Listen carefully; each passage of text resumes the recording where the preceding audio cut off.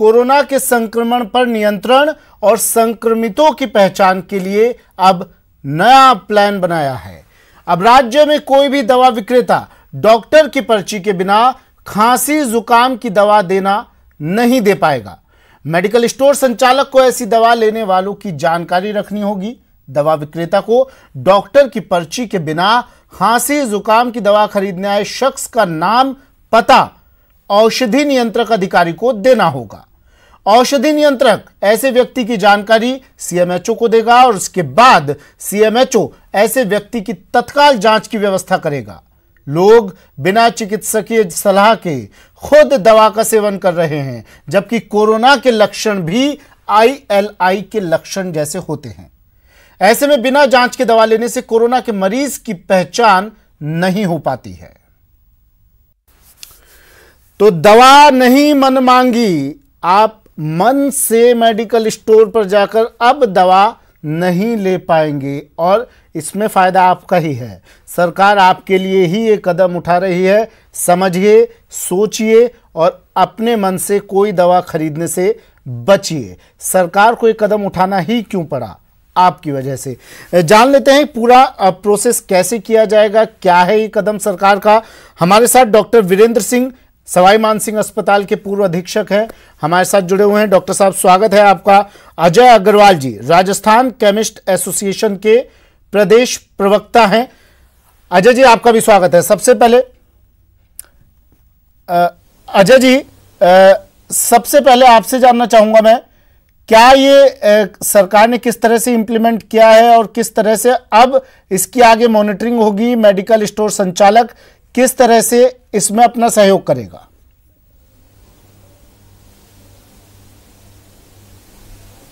मैं सर्वप्रथम तो न्यूज़ 18 को हमेशा से जो सामाजिक सरोकार निभाता है, और मैं जनता से भी गुजारिश करूंगा कि वो खांसी जुकाम बुखार कि वो किसी भी तरह की दवा लें, सर्वप्रथम वो डॉक्टर को दिखाएं, अपने पड़ोस में दिखाएं। अगर डॉक्टर उपलब्ध नहीं है तो वो सवाई मानसिंह चिकित्सालय में आवे। पहले भी हमसे कोई मरीज जबानी दवा मांगता था तो भी हम उपलब्ध नहीं कराते थे, और सरकार ने इस तरह का जो फैसला किया है, हम सरकार के साथ हैं।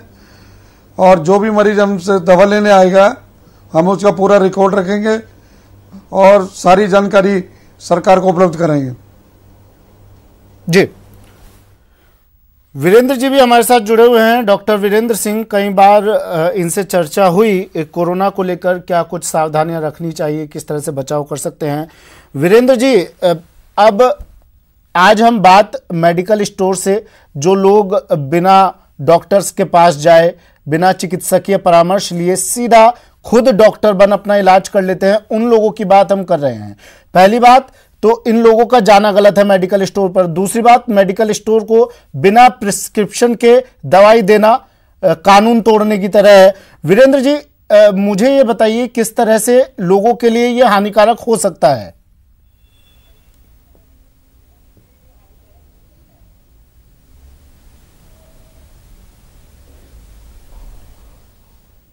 डॉक्टर साहब के पास मैं फिर से पहुंचूंगा, आवाज़ शायद उन तक नहीं जा पा रही है। अजय जी, मुझे बताइए कि क्योंकि कई मरीज जाते हैं मेडिकल स्टोर पर, कई लोग जाते हैं मेडिकल स्टोर पर, मेडिकल स्टोर वाले किस तरह से इसमें, मैंने सवाल आपसे इसलिए दोबारा पूछ रहा हूं क्योंकि कई बार हमने देखा है मेडिकल स्टोर वाले निकालते हैं दवाई और दे देते हैं। वो किस तरह से अपना सहयोग देंगे सरकार को? क्योंकि एक छुपा हुआ एक लाभ, एक प्रॉफिट उनका भी छुपा हुआ होता है इसमें। मैं आपको निवेदन करना चाहता हूँ, इस जैसी महामारी में पूरा जो विश्व इस महामारी से व्यथित है जी, हम लोगों ने भी फैसला किया कि इस तरह की अगर किसी को सर्दी जुकाम खांसी बुखार है तो हम उनके जबानी मांगने से दवा नहीं देंगे। हम उनको समझाते हैं कि भाई आप डॉक्टर की पर्ची लाइए, लेकिन कई लोग, अब जैसे कर्फ्यू लगा हुआ है जी, कर्फ्यू से पास लेके आते हैं, वो कहते हैं साहब मेरा मरीज बहुत अधिक बीमार है, जुकाम की दवा दे दो, खांसी की, तो हम उनको मना करने की कोशिश करते हैं, लेकिन वो हल्ला मचाते हैं, दुर्व्यवहार करने की कोशिश करते हैं। हम उनसे आग्रह करते हैं कि आप डॉक्टर को दिखाइए, सामने इमरजेंसी है, क्योंकि मैं खुद सवाई मानसिंह चिकित्सालय के सामने बैठता हूं। उनको काफ़ी समझाने के बाद फिर वो डॉक्टर से सलाह लेकर पर्ची लेकर आते हैं। वो सर हो सकता है आप समझाते हों और हो सकता है कुछ मेडिकल स्टोर्स वाले भी समझाते हों, लेकिन मैक्सिमम जगह पर ऐसा होता नहीं है प्रैक्टिकली अगर देखें तो। डॉक्टर वीरेंद्र, मैं आपसे ये जानना चाह रहा हूँ, क्योंकि कई लोग इस वक्त आपको सुन रहे होंगे, देख रहे होंगे, जो लोग खुद डॉक्टर बने बैठे हैं घर पर और वो आप जैसे डॉक्टर्स के पास आना शायद मुनासिब नहीं समझते, उनको ज़रूरत महसूस नहीं होती। खांसी जुकाम होता है तो वो मनचाही दवाई लेते हैं मेडिकल स्टोर पर जो डॉक्टर बैठा होता है। कितनी हानिकारक उनके लिए ये हो सकती है?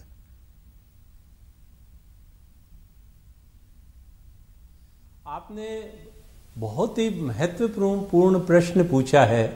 देखिए, होता क्या है, अक्सर जो प्रैक्टिकली आजकल है कि वो कोई भी व्यक्ति कोई भी मेडिकल स्टोर पे गया और 2 दिन की 1 दिन की दवा लेकर आ जाता है। अब उससे क्या होता है, उससे तात्कालिक तो फर्क पड़ जाता है, लेकिन अंदर बीमारी जड़ से खत्म नहीं होती। तो वो फिर क्या है कि 15 दिन बाद में फिर दोबारा दवा ले लेता है। वो बीमारी से इस तरह से इरेगुलर दवा लेने से उसमें एंटीबायोटिक रेजिस्टेंस डेवलप होता है। नतीजा हमारी इतनी अच्छी जो एंटीबायोटिक दवाइयां हैं धीरे धीरे देश के अंदर बिल्कुल खराब होती जा रही हैं। अब इसके अंदर आपको मैं यूजुअली जैसे पेशेंट है वो समझ, उसका एक ही आर्ग्यूमेंट होता है, साहब फायदा आ गया तो दवा आगे क्यों लें। मैं अक्सर उनसे ये कहता हूं कि यदि आपके घर में सांप घुस जाए तो उसको आप अधमरा करना चाहोगे या मारना चाहोगे? भाई अधमरा बिल्कुल मत करो, क्योंकि वो ज्यादा खतरनाक हो जाएगा। मारना है तो पूरा मारो, यानी एंटीबायोटिक 5 दिन लेंगे तो वो पूरा मरेगा। यदि हम अधूरी लेंगे तो उससे वो अधमरा होके ज्यादा घातक होगा और अगली बार एंटीबायोटिक असर नहीं करेगी। तो इसलिए ये बहुत जरूरी है कि दवा यदि लें तो पूरी लें। अब पूरी कितनी है, कितनी मात्रा में, डोज क्या है? 500 मिलीग्राम है, अक्सर कहते हैं अरे साहब ये पावरफुल है 250 ही ले लेता हूं। तो ये इनकम्प्लीट प्रेस्क्रिप्शन की जो दवा है ये बड़ी खतरनाक होती है रोगी के लिए और समाज के लिए। मैं इसमें अभी कोरोना की बात नहीं कर रहा हूं, लेकिन अदरवाइज ऑल्सो ये रोगी के लिए खतरनाक है और समाज के लिए इसलिए खतरनाक है क्योंकि वो एंटीबायोटिक रेजिस्टेंस होगा। तो फिर अगली बार उस परिवार में यदि कोई वो दवा लेगा तो असर नहीं करेगा जी। नतीजा हायर से हायर एंटीबायोटिक हमारे समाज में, भारतीय समाज में लेनी पड़ती हैं, जो कि अच्छी बात नहीं है। एक बात तो ये है जो कि महत्वपूर्ण है। बात नंबर 2, ये आज के परिप्रेक्ष्य में यदि कहें तो यदि आप मेरे से 1 महीने पहले पूछते कि भाई गवर्नमेंट ने ये बैन कर दिया है और प्रेस्क्रिप्शन पे ही दवा देंगे, तो मेरे मन में संशय होता। क्यों? क्योंकि अरे दवा तो बेचारा रोगी रात के टाइम, आधी रात को डॉक्टर देखेगा नहीं, कहां जाएगा, कहां से दवा लेगा। लेकिन अभी करीब महीने भर पहले ये अपने ऑर्डिनेंस के अंदर परिवर्तन किया कि अब डॉक्टर टेलीफोन से भी एंड वीडियो कॉल करके भी आपको प्रेस्क्रिप्शन भेज सकता है और वो लीगली उतना ही मान्य होगा जितना कि और जगह। पहले हमारे भारतवर्ष के अंदर ये online consultation and online prescription valid नहीं था। तो अब ये वैलिड होने के साथ ये जब ऑर्डर आया है तो ये बहुत अच्छा ऑर्डर है। अब ये हम बात करें, लेकिन वीरेंद्र सिंह जी ऑर्डर निकालने की जरूरत क्यों पड़ी?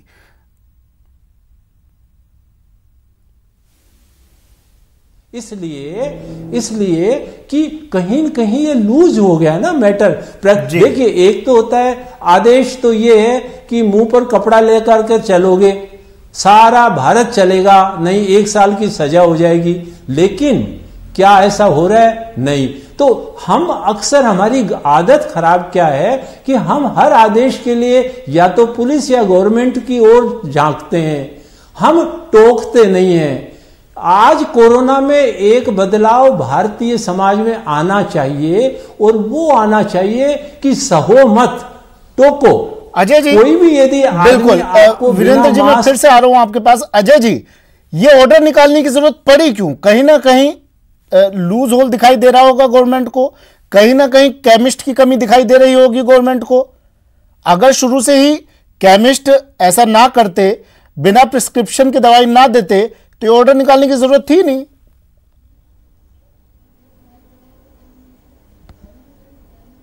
कई बार व्यावहारिकता में आदमी को और मरीज की हालत को देखते हुए, सर, लेकिन व्यावहारिकता और मरीज की हालत चल रही होती है, मरीज की हालत और व्यावहारिकता के चक्कर में जान से खिलवाड़ तो नहीं है।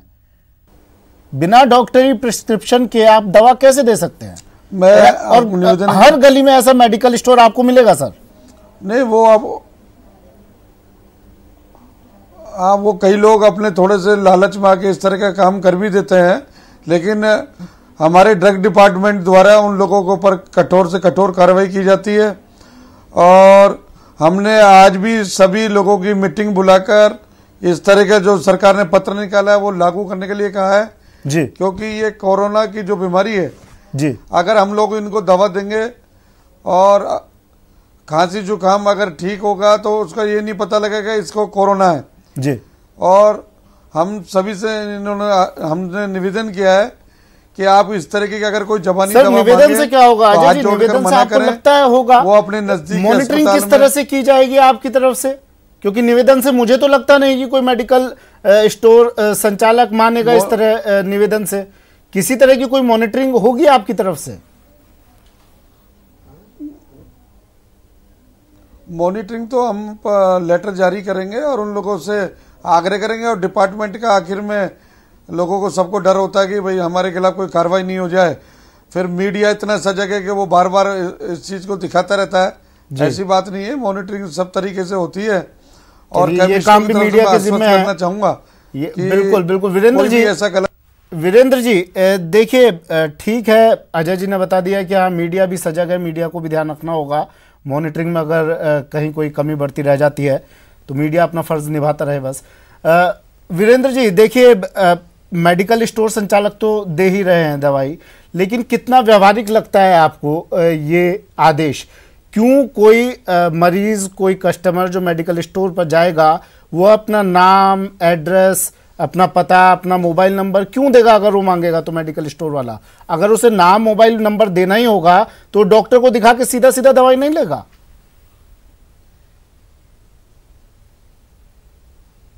देखिए, जहां तक बात है कि प्रेस्क्रिप्शन हमेशा जरूरी है जी। अब कई बार कई पेशेंट ऐसे होते हैं, उदाहरण के लिए कि साहब उनके एकदम तेज अटैक आ गया और उसको दवा लिखी जरूरत है, तो ऐसे में हम अक्सर 5 दिन का कोर्स लिख देते हैं। जैसे सीओपीडी के पेशेंट हैं, एस्थमा के हैं, तो कि भाई जब जरूरत पड़े, तकलीफ बढ़े तो ये 5 दिन का कोर्स आप ले लेना एज नीडेड। नहीं तो उसके लिए प्रिस्क्रिप्शन देते हैं ना आप सर 5 दिन के कोर्स के लिए, बल्कि बिना पर्ची के तो कोई जा नहीं सकता है।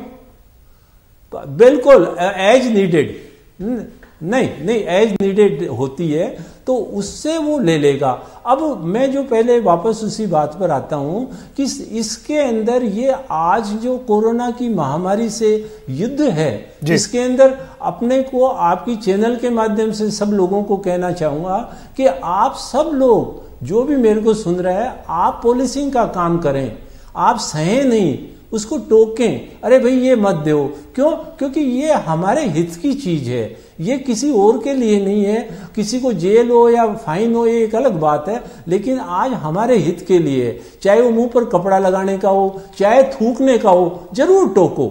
आप यदि टोकेंगे, यदि कोई बिना बिल के या बिना प्रेस्क्रिप्शन के दे रहा है तो आप जरूर टोकिए कि अरे भाई ऐसा नहीं दो, ये कानूनी अपराध है।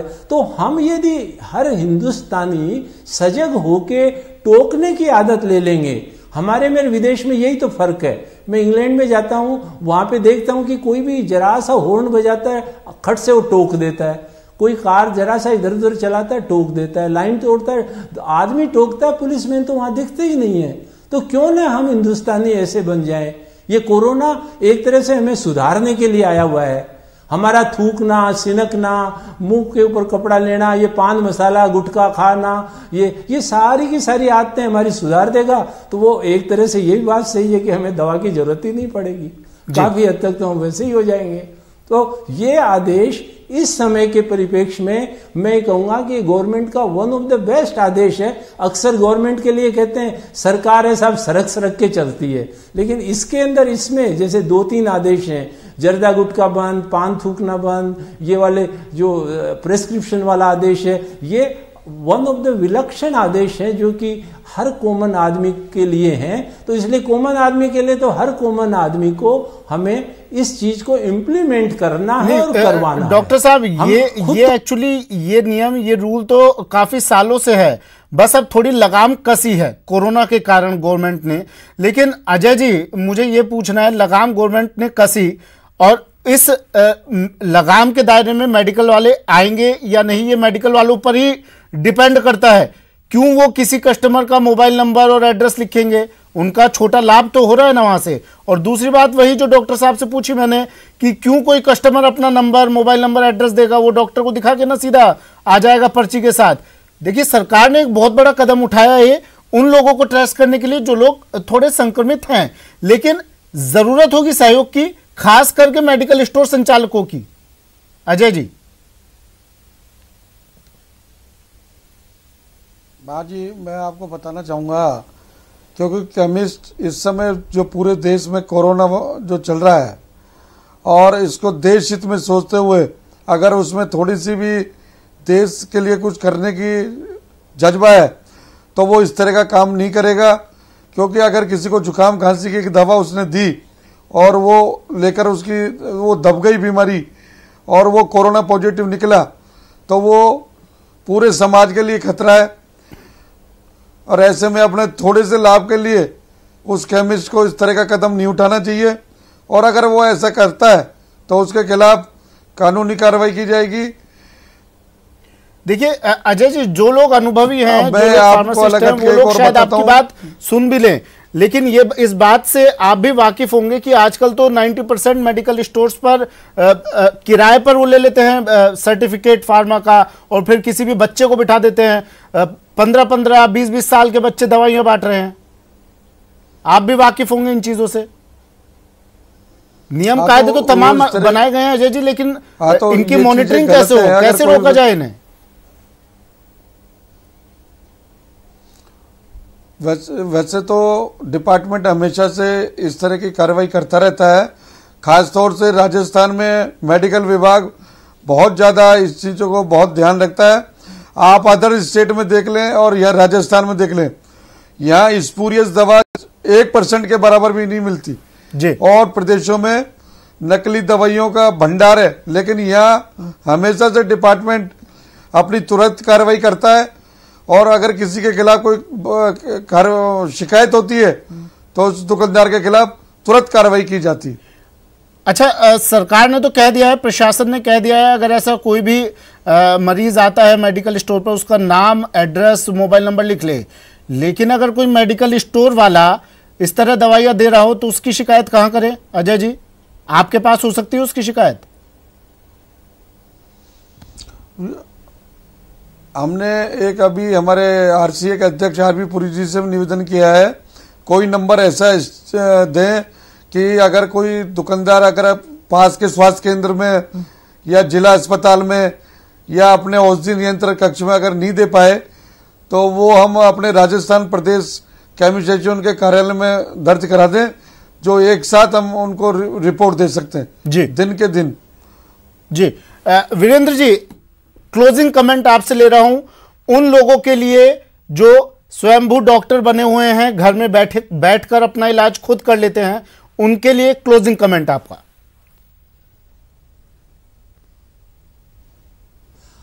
सिर्फ एक ही बात है ध्यान रखने की कि ये एक मोटिवेशन है, क्योंकि कोरोना का जो संपर्क सूत्र यदि हमें मिल जाता है तो कोरोना पर जीत हमारी, विजय हमारी निश्चित है। लेकिन यदि संपर्क सूत्र नहीं मिलता तो बहुत मुश्किल है, पूरा समाज इस रोग से ग्रसित हो जाएगा।